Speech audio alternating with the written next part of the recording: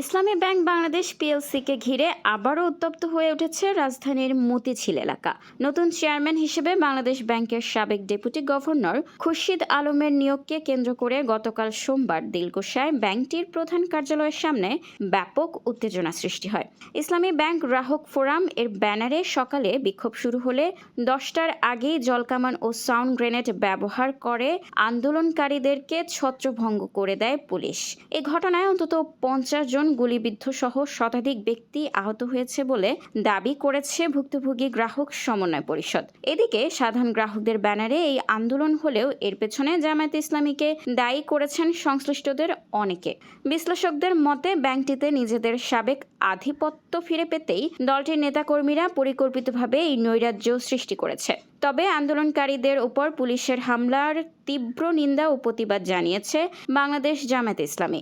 দলটির secretary general মিয়া গোলাম পরোয়ার এক বিবৃতিতে এই নিন্দা জানান এবং আন্দোলনকারীদের দাবির প্রতি সমর্থন ব্যক্ত করেন। অন্যদিকে পুলিশের দাবি সড়ক অবরোধ করায় আইন শৃঙ্খলা বজায় রাখতেই তাদের ছত্রভঙ্গ করা হয়েছে।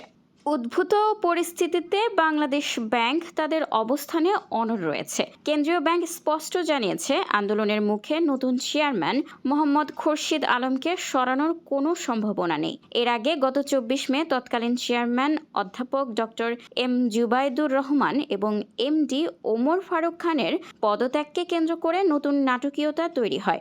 এরপরই খুরশিদ আলমকে নতুন চেয়ারম্যান নিয়োগ দেয় কেন্দ্রীয় ব্যাংক। আন্দোলনকারীদের দাবি খুরশিদ আলম এস আলম গ্রুপের দোসর এবং তার কারণে ব্যাংকে আবারও লুটপাট হতে পারে।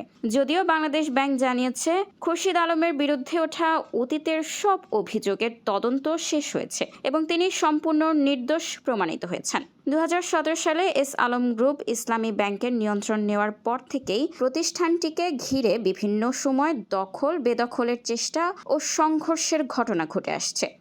নিউজ ডেস্ক, খোলা কাগজ, ঢাকা।